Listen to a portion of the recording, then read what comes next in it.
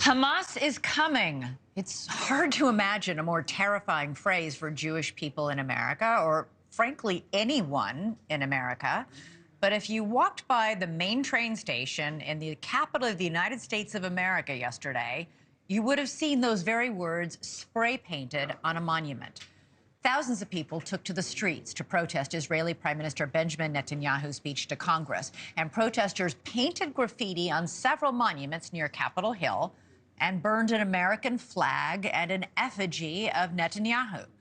Today, they made their way to the White House ahead of Netanyahu's meeting with President Biden and Vice President Harris. All Zionists are racist. All Zionists are racist. All Zionists are racist is what they're chanting there, as well as Palestine will be free. The White House and the Vice President both condemned the protest today, saying anti-Semitism and violence are never acceptable, period.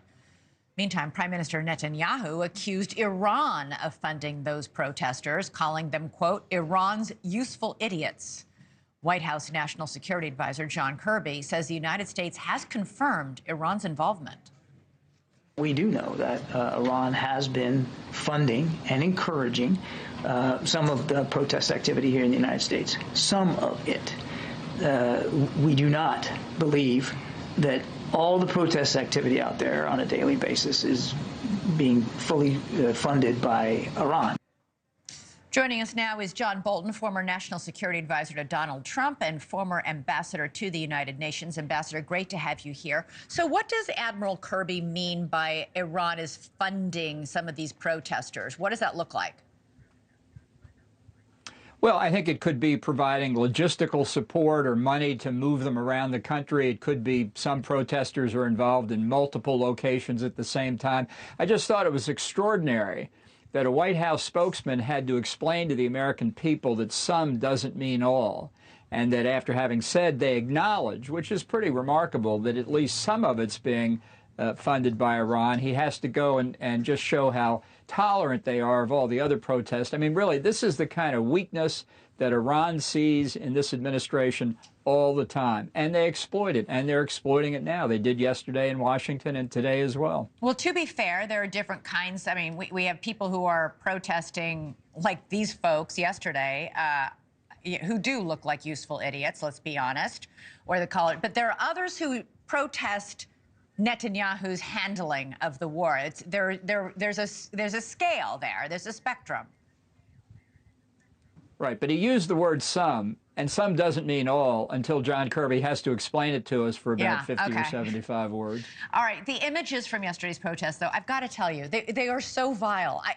Who thinks Hamas is coming is a great thing to spray paint? It's unbelievable. Well, number one, I'd like to know where the Washington police were yesterday while these public monuments were being defaced right in front of them, while an American flag was being pulled off the flagpole outside of Union Station, where tens of thousands of commuters come into and leave Washington every day. And for these kinds of slogans in particular, you know, were people arrested for this? As one friend of mine said, the punishment for the person who spray painted that triangle and the word Hamas should be that they're in prison for as long as it takes for them to scrape that off with a toothbrush. That would be appropriate. This is outrageous, and yet this is what we see. We've seen the evidence on college campuses. I do think Kamala Harris made a strong statement against it. That's a good sign coming from her. So maybe this will have the opposite effect. Maybe this will help show to people that it's really Israel that's under this kind of pressure from these kinds of barbarians. In the meantime, Netanyahu met today with President Biden. As we speak right now, he is meeting with Vice President Harris. He'll fly down to Florida tomorrow to meet with former President Trump. Game out for me. I mean, Biden is now on his way out. He's a lame duck. What the relationship, you know, we know that there's tension in his relationship with former President Trump, who was furious with him for simply congratulating Biden on winning the 2020 election. What do you think he thinks about a possible Harris presidency? Well, I think Netanyahu's probably worried about a Harris presidency. I think the main subject of conversation with both Biden and Harris today will be the continuing, ongoing, seemingly endless negotiations over a possible ceasefire and release of some of the Israeli hostages.